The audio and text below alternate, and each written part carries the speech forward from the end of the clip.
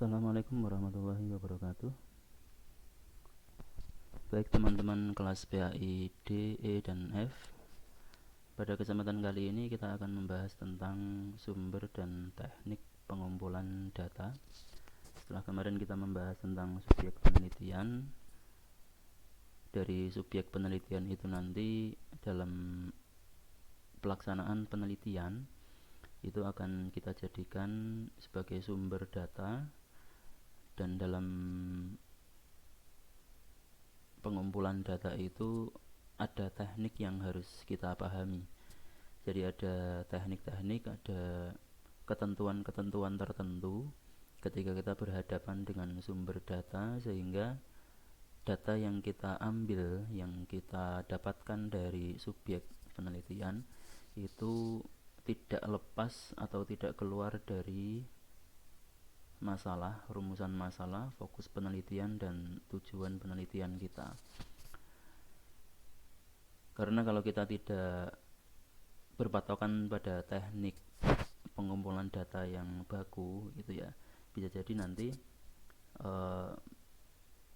pengumpulan data yang kita lakukan itu tidak komprehensif atau mungkin tidak sesuai dengan rumusan masalah, fokus penelitian gitu, atau mungkin juga tidak sesuai dengan tema yang kita bahas. Nah ini juga fatal gitu ya. Jadi antara tema yang dibahas dengan data yang didapatkan itu tidak sesuai. Nah ini fatal sekali, karena bisa jadi nanti hasil penelitiannya itu akan ditolak, sehingga dia harus melakukan penelitian ulang gitu. Baik, jenis data itu ada dua di sini. Sebenarnya penggolongan jenis data ini banyak dalam buku-buku metodologi penelitian, itu banyak, tapi di sini saya mengambil dua saja karena sesuai dengan pedoman skripsi kita, jenis data itu ya hanya ini gitu ya, yang masuk dalam pedoman skripsi.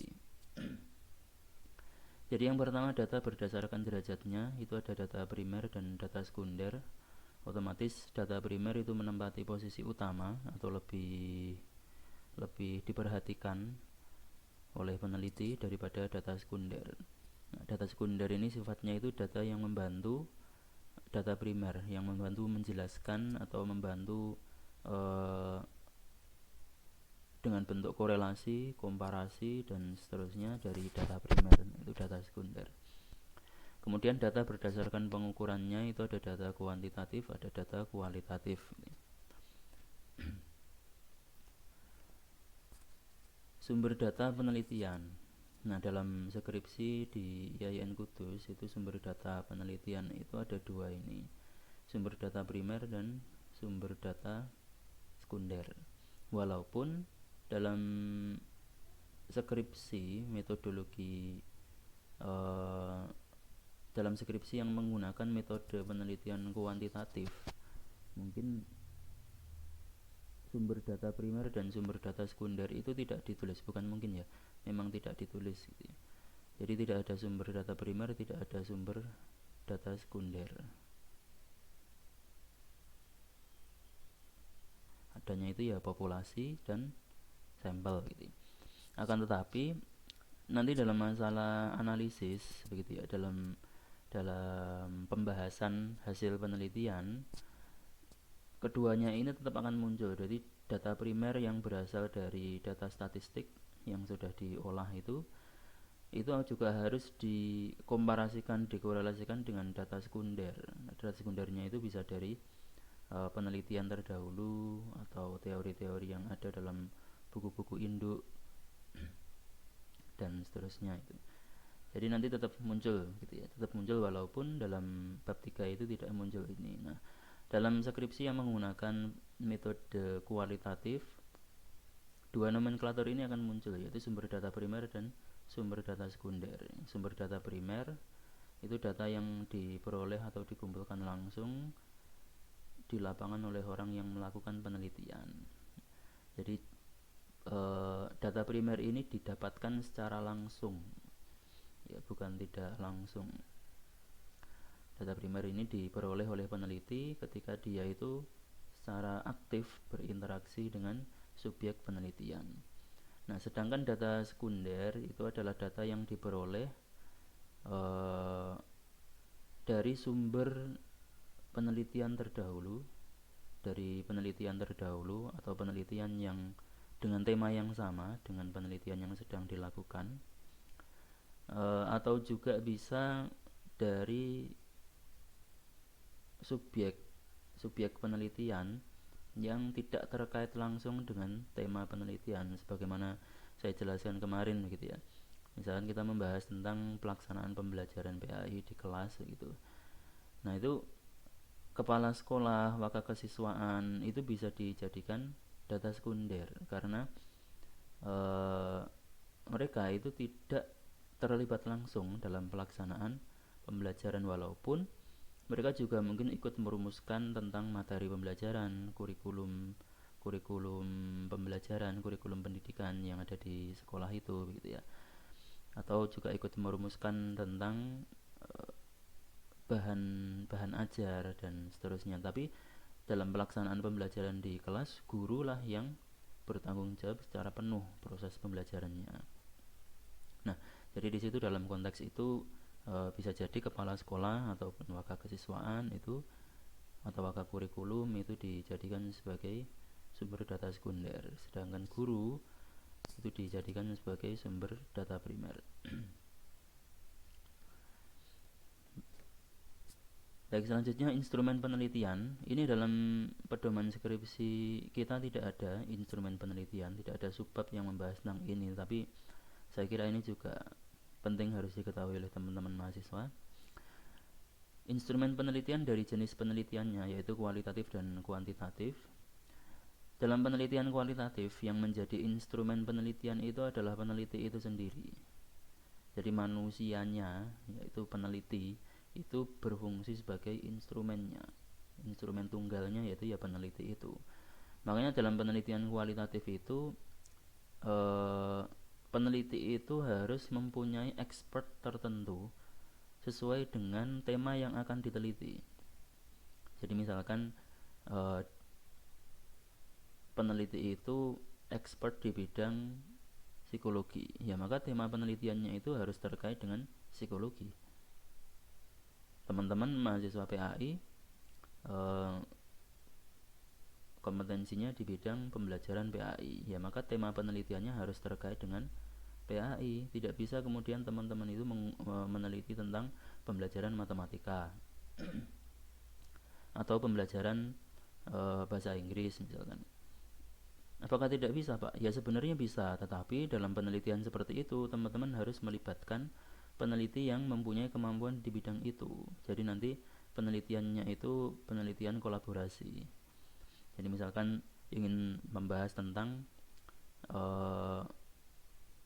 internalisasi nilai-nilai Islam gitu ya, mungkin dalam pembelajaran matematika di sekolah A misalkan.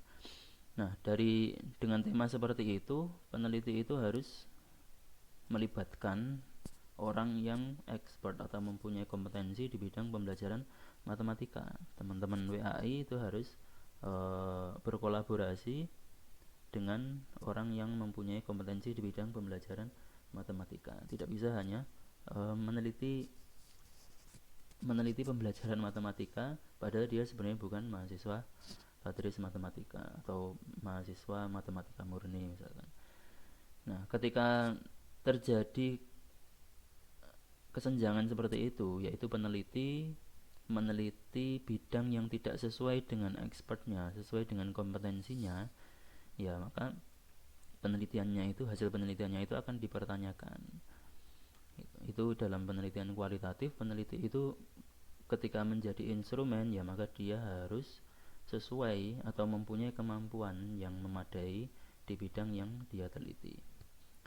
Nah, ketika sebagai instrumen ini dalam penelitian kualitatif, ketika mengumpulkan data penelitian itu dibantu dengan observasi, wawancara, dokumentasi. Observasi itu bisa berbentuk pedoman atau bisa berbentuk checklist. Jadi misalkan teman-teman nanti membuat tabel Di situ ada 6 kolom. Yang tabel pertama itu pernyataannya apa saja. Misalkan ingin membahas tentang kegiatan ekstrakurikuler dalam meningkatkan karakter tanggung jawab siswa. Misalkan pernyataan yang pertama, siswa mencium tangan guru ketika bertemu. Dan nanti kolom selanjutnya itu ada kolom 1 sampai 5. Misalkan tidak selalu, kadang-kadang, tidak peduli, misalkan. Itu misalkan saja. Nanti di checklist. Apakah siswa ketika bertemu guru itu mencium tangan atau tidak? Nah, di checklist. Atau bisa juga menggunakan pedoman observasi. Nah, ini tergantung teman-teman semua. Tidak ada ketentuan yang baku tentang bagaimana pedoman itu harus dibuat atau bagaimana checklist itu harus dibuat. Teman-teman bisa berkreasi sendiri. Karena ini juga tidak masuk dalam pembahasan utama skripsi. Teman-teman bisa melampirkan, bisa tidak untuk ini. Kemudian pedoman wawancara. Nah, nanti kita akan membahas tentang jenis wawancara. Jadi ada wawancara terstruktur, ada semi terstruktur, ada wawancara tidak terstruktur gitu. Nah, nanti dari ketiga bentuk wawancara itu tentu ada yang menggunakan pedoman wawancara, ada yang tidak. Jadi pedoman wawancara di sini itu ya memudahkan bagi kita peneliti agar tidak keluar jalur ketika kita itu sedang melakukan interview dengan informan. Jadi dengan adanya pedoman wawancara itu kita itu tidak ngobrol ngalor ngidul gitu ya dengan informan gitu. Jadi yang kita bicarakan dengan informan itu selalu berpatokan pada masalah yang kita bahas, tema penelitian yang kita teliti, gitu. Ya, nanti beda lagi kasusnya ketika menggunakan wawancara tidak terstruktur, gitu ya. Dan kemudian yang terakhir pedoman atau checklist dokumentasi. Nah, ini mirip dengan pedoman atau checklist observasi tadi. Jadi dalam dokumentasi itu harus sudah kita tentukan apa saja yang akan kita dokumentasikan, gitu. Misalkan tema penelitian kita itu tentang pembelajaran PAI di kelas. Ya, yang kita dokumentasikan itu ya kegiatan pembelajaran PAI di kelas. Tidak bisa kemudian kegiatan pramuka kita dokumentasikan, kegiatan pidato kita dokumentasikan, gitu ya. Atau kegiatan olahraga kita dokumentasikan. Nah, itu jadi ketika sudah ada pedoman atau checklist yang jelas, gitu ya. Nanti ketika melaksanakan penelitian, ketika mengumpulkan data di lapangan itu kita tidak keluar dari masalah yang kita bahas, tema penelitian yang kita teliti. Jadi nanti bisa efektif dan efisien. Kemudian yang kedua, metode kuantitatif itu instrumen penelitiannya ada angket atau kuesioner. Kemudian yang kedua ada tes. Jadi bisa menggunakan angket, bisa menggunakan tes, tidak harus angket atau tidak harus tes, bisa milih dari salah satu keduanya ini. Jadi dalam penelitian kuantitatif itu peneliti tidak berfungsi sebagai instrumen. Karena di sini dalam penelitian kuantitatif, sebagaimana sudah kita bahas kemarin, peneliti itu tidak harus bertemu dengan responden. Peneliti bisa meminta tolong kepada orang lain, gitu ya, untuk menyebarkan angket atau untuk melakukan tes. Jadi misalkan kita itu melakukan kegiatan penelitian eksperimen, kuantitatif eksperimen, gitu ya. Jadi kita memberikan perlakuan kepada kelas kontrol A, kemudian tidak memberikan perlakuan kepada kita memberikan perlakuan kepada kelas eksperimen A dan tidak memberikan perlakuan kepada kelas eksperimen B. Perlakuan itu ya mungkin metode yang baru atau mungkin model pembelajaran yang baru, begitu ya. Nah, setelah diberi perlakuan itu sebelumnya kita sudah memberikan pretest dulu. Pretest kepada kelas A sebagai kelas eksperimen dan kelas B sebagai kelas kontrol, kelas yang tidak diberi perlakuan. Nah, kemudian setelah pretest kita beri perlakuan kepada kelas A sebagai kelas eksperimen. Nah, setelah selesai kemudian kita lakukan post test atau tes setelah perlakuan dilakukan. Nah, di situ nanti bisa diambil kesimpulan apakah perlakuannya itu bisa meningkatkan misalkan hasil belajar siswa atau prestasi siswa atau motivasi belajar siswa gitu ya, atau tidak gitu. Jadi kelas eksperimennya itu hasil belajarnya meningkat atau tidak, kemudian kalau dibandingkan dengan kelas kontrol seperti apa. Nah, itu tes. Kemudian dari bentuknya, instrumen penelitian itu tes dan non-tes. Tes itu meliputi 5 hal ini: tes hasil belajar, tes intelijensi, tes bakat, tes minat, tes kepribadian. Sedangkan non-tes itu meliputi kuesioner, wawancara, observasi, dokumentasi. Ya sebenarnya hampir sama ya, hampir sama. Di sini cuma dilihat dari perspektifnya saja. Tes hasil belajar, nah ini bisa dilakukan oleh teman-teman semua sebagai mahasiswa PAI. Teman-teman bisa menggunakan ini nanti ketika melakukan penelitian. Tes yang digunakan untuk mengukur pencapaian seseorang setelah mempelajari sesuatu, atau tes yang digunakan untuk mengukur pencapaian seseorang setelah diberi perlakuan tertentu, diberi metode tertentu, diberi teknik tertentu, metode pembelajaran tertentu, teknik pembelajaran tertentu, strategi pembelajaran tertentu, pendekatan pembelajaran tertentu, model pembelajaran tertentu. Nah, setelah itu kemudian siswa itu diberi tes untuk mengukur bagaimana hasil belajarnya, berguna atau tidak. Misalkan metode A, sebelum diberi metode A dan setelah diberi metode A itu diberi tes gitu ya. Nah, berguna atau tidak metode A itu terhadap siswa. Kalau tidak berguna ya berarti harus diganti. Kalau berguna bisa dilanjutkan. Kemudian materi tes harus terkait dengan materi yang diajarkan. Ya ini sudah pasti ya. Tidak mungkin kemudian kita memberi perlakuan dalam pembelajaran SKI gitu misalkan, tetapi tesnya itu akidah akhlak. Nah, itu tidak nyambung. Tesnya bisa berbentuk uraian, perbuatan, bentuk objektif, jadi sesuai dengan apa yang dirasakan oleh benak siswa, dan perbuatan. Kemudian tes intelijensia. Nah, ini tidak bisa dilakukan oleh teman-teman karena teman-teman bukan seorang psikolog gitu ya. Tes intelijensia ini hanya dilakukan oleh seseorang yang memiliki profesi sebagai psikolog atau dia memang ahli dalam bidang psikologi. Termasuk juga tes kepribadian di sini. Tes kepribadian itu juga menjadi kewenangan psikologi. Teman-teman bisa menggunakan tes ini kalau, sekali lagi ya, kalau teman-teman berkolaborasi dengan ahli psikolog. Makanya saya agak kurang serg gitu ya ketika ada judul penelitian yang di situ itu mencantumkan tentang kepribadian gitu ya misalkan. Jadi misalkan pembelajaran A di sekolah B dalam meningkatkan kepribadian siswa, itu saya agak ragu gitu ya, karena ya mungkin secara teori itu mahasiswa itu paham dengan teori-teori kepribadian, tetapi dalam masalah kewenangan gitu ya, yang memiliki kewenangan untuk meneliti tentang kepribadian siswa itu ya psikolog.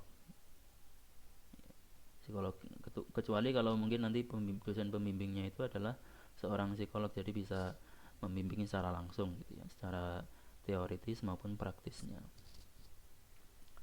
Jadi kalau bimbingan dengan saya ya saya minta untuk menghindari nomenklatur yang itu menjadi kewenangan orang lain. Ya mungkin bisa diganti dengan karakter gitu ya, dengan akhlak gitu. Itu kalau itu bisa, teman-teman mahasiswa PAI bisa meneliti itu. Misalkan pembelajaran A di sekolah B dalam meningkatkan karakter C siswa atau meningkatkan akhlak D siswa misalkan. Nah, itu bisa. Kemudian tes bakat ini juga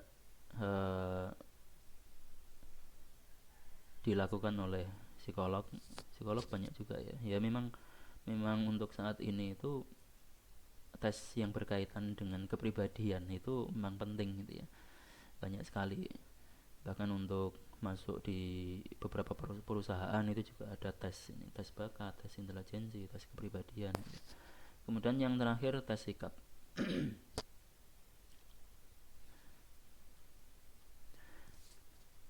Kemudian yang selanjutnya non tes. Tadi tes ada 5, kemudian non tes. Yang pertama adalah angket atau kuesioner. Nah, angket itu adalah pertanyaan tertulis yang digunakan untuk memperoleh informasi dari responden.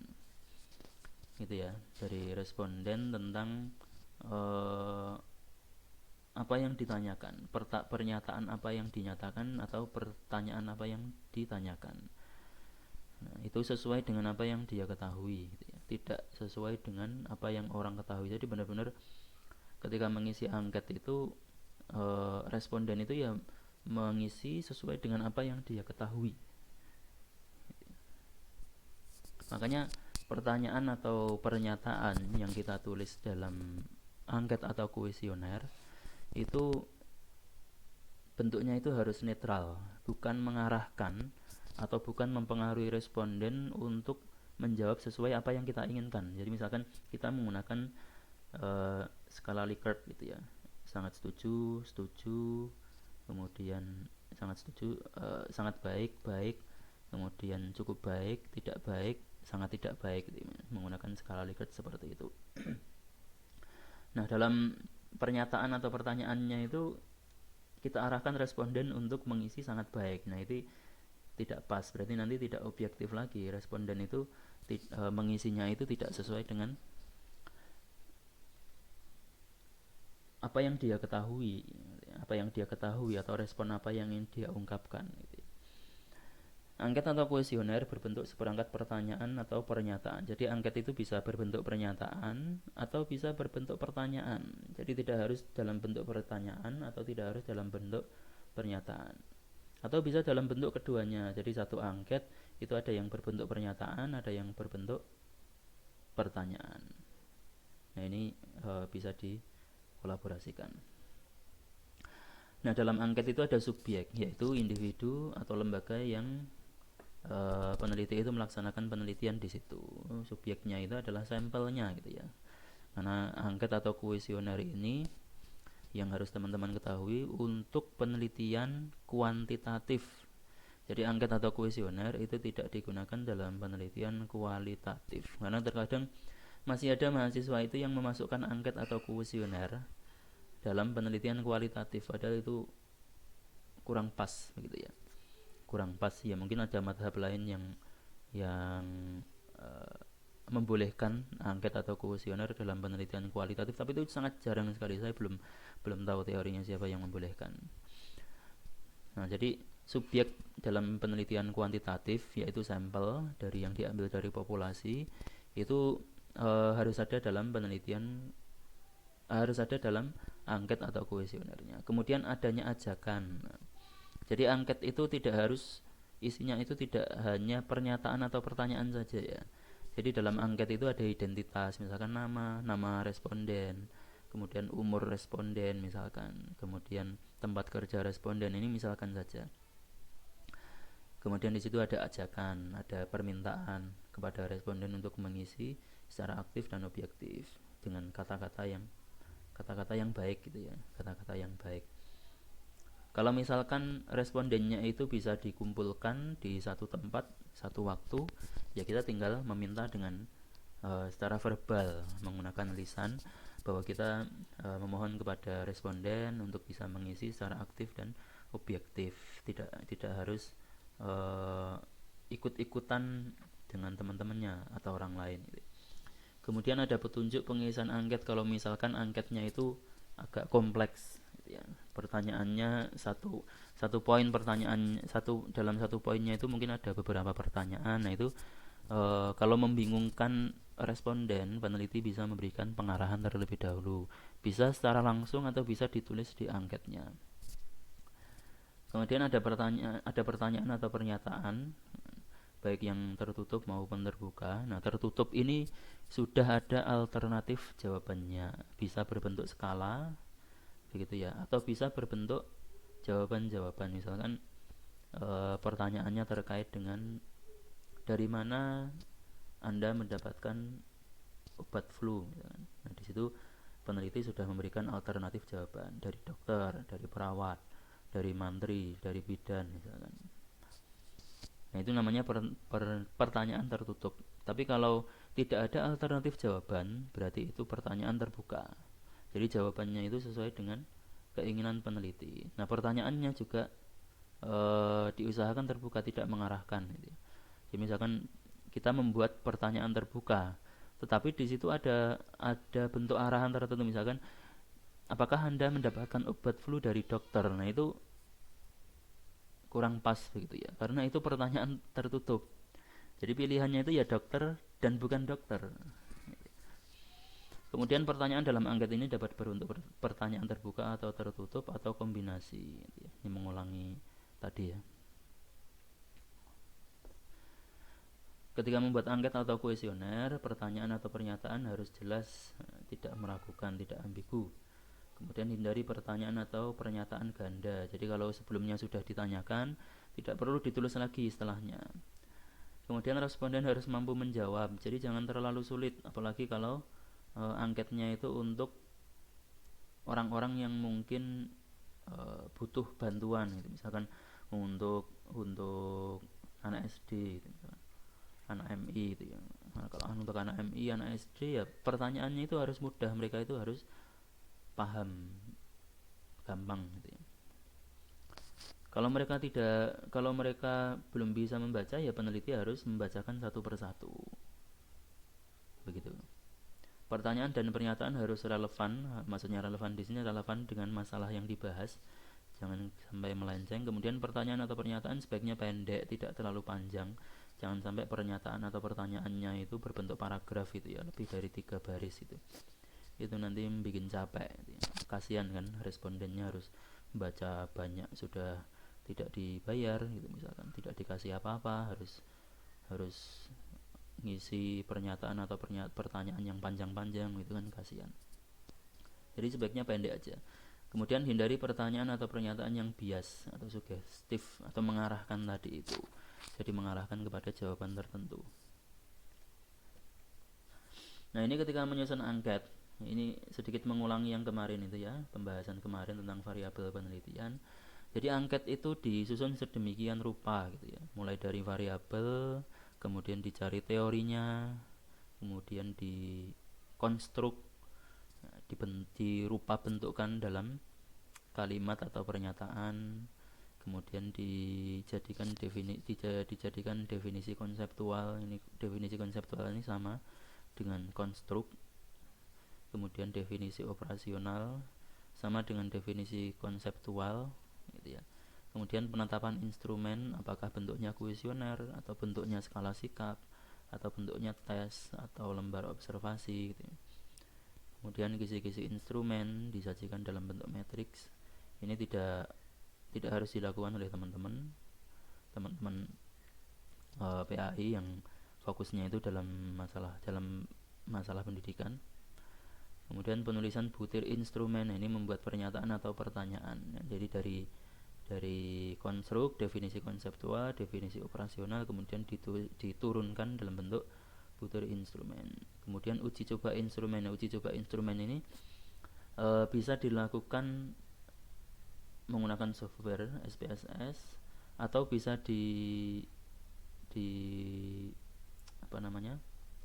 dilakukan oleh validator. Validator biasanya bisa dosen yang expert di bidang itu, dosen yang memang mempunyai kompetensi di bidang itu. Jadi kalau misalkan tema penelitiannya itu tentang pendidikan, ya validatornya itu dosen yang kualifikasinya itu kompetensinya itu di bidang pendidikan. Jangan sampai penelitiannya tentang pendidikan, validatornya itu dosen yang ahli di bidang manajemen bisnis syariah misalkan, ya itu kurang pas. Jadi harus setara. Kemudian analisis hasil uji coba, nanti dari situ bisa diketahui mana item yang bisa dipakai, mana yang tidak gitu ya. Jadi bisa dipilah. Setelah dianalisis hasil uji cobanya, kemudian direvisi instrumennya, kemudian difinalisasi, dan yang terakhir digandakan. Nah ini untuk menyusun angket seperti ini.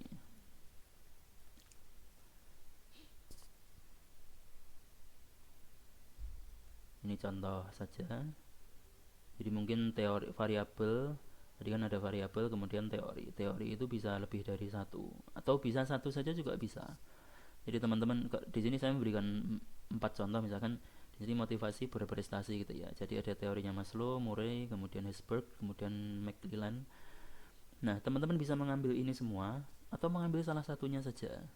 Kalau mengambil semuanya ya berarti teman-teman harus bisa menemukan titik temu dari teorinya Maslow dan kawan-kawan itu dalam masalah motivasi berprestasi. Titik temunya itu ya berbentuk narasi itu ya di bawahnya itu. Kalau teman-teman mungkin kesulitan untuk itu ya ambil salah satunya saja, tidak harus semuanya. Nah, nanti di bab 2 atau di latar belakang itu teman-teman sudah memberikan sugesti arahan kepada pembaca bahwa penelitian ini menggunakan pendekatan teorinya siapa, menggunakan analisis teorinya siapa begitu. Kemudian di bab 2 nanti juga diberi penegasan tentang teori tersebut. Nah, jadi dari variabel, motivasi berprestasi, kemudian teori, kemudian konstruk atau definisi konseptual, definisi operasional, kemudian pernyataan, dan yang terakhir dalam bentuk pernyataan atau pernyataan, indikator, kemudian yang terakhir dalam bentuk pertanyaan atau pernyataan gitu. Kemudian non-tes untuk penelitian kualitatif. Kalau tidak penelitian kuantitatif itu angket atau kuesioner dan tes. Kemudian untuk penelitian kualitatif itu ada wawancara, kemudian observasi dan dokumentasi. Nah, wawancara ini dilakukan secara langsung oleh peneliti kepada responden. Nah, hasil wawancaranya itu bisa dicatat, bisa ditulis, atau bisa direkam. Sekarang yang lebih praktis mungkin bisa direkam gitu ya, menggunakan HP atau menggunakan alat perekam yang lain. Nah, walaupun wawancara ini dilakukan oleh peneliti secara langsung, harus dilakukan oleh peneliti secara langsung. Jadi di sini tidak bisa kemudian peneliti itu minta tolong orang lain untuk melakukan wawancara gitu ya. Karena di situ nanti akan bias hasilnya itu. Ya kayak orang ghibah gitu loh. Jadi dia menerima berita dari orang pertama, kemudian orang ketiga menerima berita dari orang kedua yang mendengar dari orang pertama. Nah, itu bisa jadi yang dipahami oleh orang kedua dengan orang ketiga, berita dari orang pertama itu bisa jadi berbeda karena sudah melewati beberapa tahap, beberapa proses. Itu. Maka dalam penelitian kualitatif itu ketika melakukan wawancara, observasi dan dokumentasi itu peneliti itu harus melakukan secara langsung walaupun mungkin tidak bertemu atau bertatap muka. Jadi misalkan dalam wawancara ini peneliti itu tidak harus mendatangi informan secara langsung, bertatap muka, berhadapan-hadapan, duduk empat mata gitu tidak, tapi bisa menggunakan bantuan telepon, bisa menggunakan SMS gitu ya. Mungkin informannya itu orang yang sudah sepuh jadi tidak punya media sosial, bisanya menggunakan telepon atau SMS, bisa menggunakan SMS. Atau bisa menggunakan voice note gitu. Misalkan memakai media sosial tetapi malas untuk mengetik gitu ya, bisa menggunakan voice note. Atau bisa menggunakan video call gitu ya, atau bisa menggunakan telepon dan seterusnya. Jadi walaupun tidak bisa datang, tidak bisa berhadapan secara langsung, peneliti bisa menggunakan bantuan telekomunikasi, bantuan alat telekomunikasi gitu ya. Yang sekarang saya kira sudah tidak ada masalah.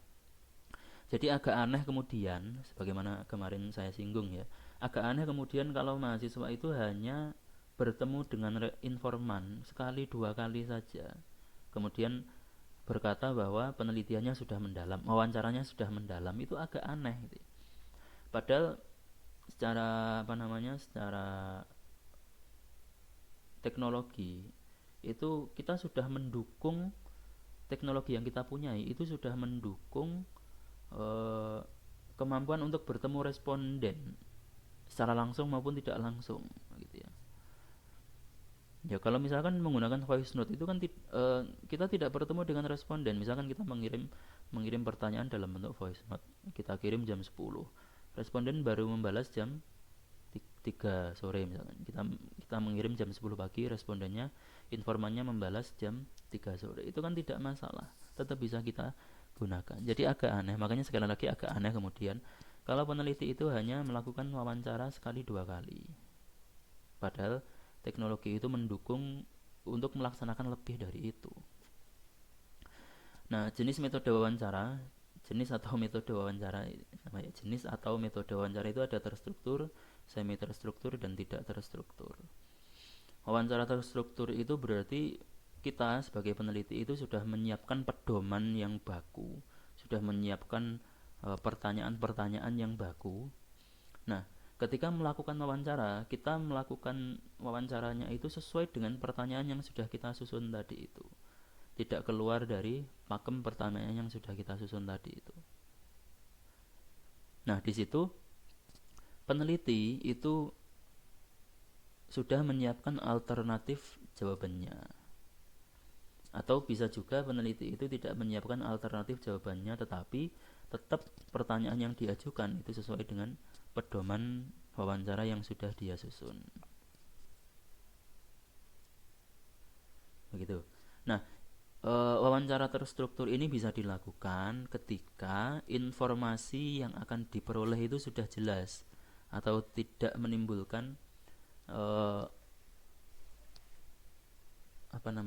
pengembangan masalah. Pengembangan masalah nanti kita bahas di analisis data. Jadi ketika masalahnya itu dirasa tidak berkembang, peneliti itu bisa menggunakan wawancara terstruktur. Jenis wawancara terstruktur ketika mengumpulkan data penelitian. Tetapi kalau informasinya itu masih masih belum jelas atau kemungkinan besar masalah yang ditemukan nanti itu bisa berkembang gitu ya, bisa berkembang, ya lebih baik tidak menggunakan wawancara terstruktur, bisa menggunakan wawancara semi terstruktur atau tidak terstruktur. Kemudian yang kedua, wawancara semi terstruktur. Nah, wawancara semi terstruktur ini banyak digunakan oleh teman-teman mahasiswa gitu ya, karena mereka tidak pede kalau menggunakan wawancara tidak terstruktur atau tidak pas kalau menggunakan wawancara terstruktur ini. Tapi memang yang sering saya temukan itu teman-teman mahasiswa itu menggunakan wawancara semi terstruktur ini. Jadi ada panduannya. Tetapi ketika proses wawancara dilakukan, peneliti itu tidak selalu terpaku pada panduan wawancara yang sudah dia siapkan. Jadi di situ peneliti itu kemudian mengembangkan sendiri pertanyaan-pertanyaan gitu ya, pertanyaan-pertanyaan yang bisa jadi itu keluar dari pakem panduan yang sudah dia siapkan. Nah, itu bisa terjadi dalam penelitian yang informasinya itu memang sejak awal belum jelas. Jadi misalkan belum ada penelitian terdahulu yang membahas itu gitu ya, misalkan belum ada penelitian terdahulu yang membahas itu, atau kemudian belum ada teori gitu ya, belum ada teori yang baku tentang fenomena yang dia teliti misalkan. Jadi belum ada informasi sama sekali tentang itu, maka dia bisa menggunakan wawancara semi terstruktur ini. Jadi sudah ada pedoman pertanyaan, tapi ketika wawancara dilakukan, dia bisa berimprovisasi, mengembangkan sendiri wawancaranya, pertanyaan dalam wawancaranya. Kemudian wawancara tidak terstruktur. Nah, ini tidak menggunakan pedoman sama sekali. Jadi wawancara yang dilakukan itu bebas sesuai dengan keinginan peneliti atau sesuai dengan keinginan informan saja. Jadi kayak ngobrol bebas begitu. Tetapi tetap nanti dalam proses analisis data itu tetap nanti yang dimasukkan dalam hasil penelitian itu ya yang sesuai dengan masalahnya. Jadi wawancara tidak terstruktur ini peneliti tidak diharuskan membuat pedoman wawancara. Nah, dalam wawancara tidak struktur ini kelemahannya itu bisa jadi peneliti nanti itu sekali 2 kali datang itu malah tidak menemukan data karena wawancara yang dilakukan itu ya kayak ngobrol bebas begitu. Jadi bisa jadi nanti tidak ada data yang dia dapatkan. Nah, bisa jadi seperti itu. Atau eh, bisa jadi juga informan yang dia wawancarai itu karena tidak suka dengan sesuatu yang sifatnya formal gitu ya, dia suka dengan sesuatu yang informal, non formal, jadi ngobrol bebas seperti itu, maka peneliti lebih memilih menggunakan teknik ini. Itu juga keuntungannya di situ gitu. Nah, ini yang harus diketahui oleh peneliti. Dalam perspektif peneliti, kita harus yakin bahwa orang yang kita jadikan subjek penelitian itu yang paling tahu dirinya sendiri. Kita jangan sok tahu sebagai peneliti. Kita sok tahu, lebih tahu daripada guru, atau kita lebih tahu daripada murid. Kita jangan beranggapan seperti itu. Jadi yang harus kita kita pahami sebagai peneliti itu bahwa subjek penelitian itu yang paling tahu dengan apa yang dia katakan, yang paling tahu dengan fenomena yang dia alami, lebih tahu dengan pekerjaan yang dia kerjakan. Maka ketika melakukan wawancara itu jangan kemudian nanti ada prinsip menggurui, ada prinsip kita itu memberi penjelasan begitu ya, memberi penjelasan. Jadi informan kita menjelaskan sesuatu, kemudian kita memberikan tambahan penjelasan, tidak usah seperti itu. Jadi kita tetap fokus pada wawancara saja. Jadi tidak ada proses menggurui, mengarahkan, apalagi memberikan sugesti untuk menjawab pilihan tertentu misalkan. Jadi tidak ada seperti itu. Jadi subjek itu yang paling tahu.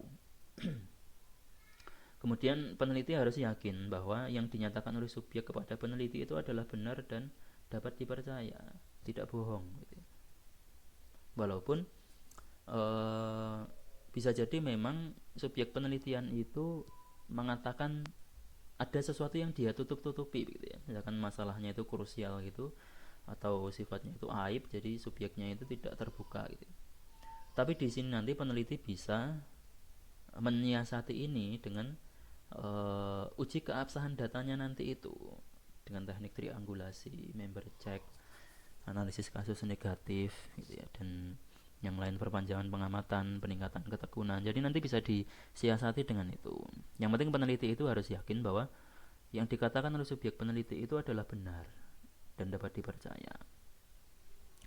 Kemudian interpretasi subjek tentang pertanyaan-pertanyaan yang diajukan peneliti kepadanya adalah sama dengan apa yang dimaksud peneliti. Maksudnya, pertanyaan yang diajukan peneliti itu dipahami sama oleh subjek penelitiannya.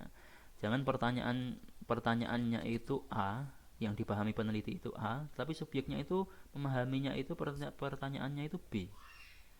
Jadi jangan sampai ada ketimpangan seperti itu. Karena nanti akan menyusahkan kita sebagai peneliti untuk melakukan interpretasi data, melakukan analisis data dan interpretasi data, atau data yang kita dapatkan itu tidak sesuai dengan tujuan penelitian kita gitu. Kemudian metode pengumpulan data dalam penelitian kualitatif yang kedua adalah observasi, wawancara, observasi, dokumentasi. Observasi ini bisa diartikan sebagai pengamatan langsung, jadi mengamati secara langsung fenomena yang kita teliti, masalah yang kita teliti. Nah, ini berkaitan dengan perilaku manusia, proses kerja, gejala-gejala alam, atau bila responden yang diamati itu tidak terlalu besar seperti dalam penelitian kualitatif, itu kan informannya atau respondennya itu tidak terlalu besar, beda dengan kuantitatif. Tidak mungkin kemudian kita mengobservasi 300 orang gitu ya, kita nggak akan lulus nanti gitu. Bisa jadi sampai semester 14 belum selesai kalau kita harus mengobservasi 300 orang. Maka observasi ini hanya digunakan dalam penelitian kualitatif. Lebih cocok, lebih pas digunakan dalam penelitian kualitatif gitu. Kemudian dalam observasi ini tidak diperlukan adanya komunikasi verbal maupun non-verbal dengan subjek penelitian. Jadi kita memang benar-benar murni hanya mengamati apa yang dilakukan oleh subjek. Jadi tidak diarahkan, tidak ditanya, tidak diajak ngobrol, tidak diajak komunikasi. Jadi kita hanya benar-benar mengamati apa yang dilakukan oleh subjek. Nah, proses observasi ini mengubah fakta, jadi fakta fenomena yang kita temukan di lapangan itu menjadi data penelitian. Jadi kita narasikan sendiri. Kalau tadi wawancara tadi mungkin sudah bentuknya itu sudah ada yang berbentuk narasi, walaupun tetap nanti harus kita deskripsikan. Nah, dalam observasi itu kita menarasikan, kita menjadikan data apa yang kita temukan di lapangan. Jadi fakta itu kita rubah menjadi tulisan.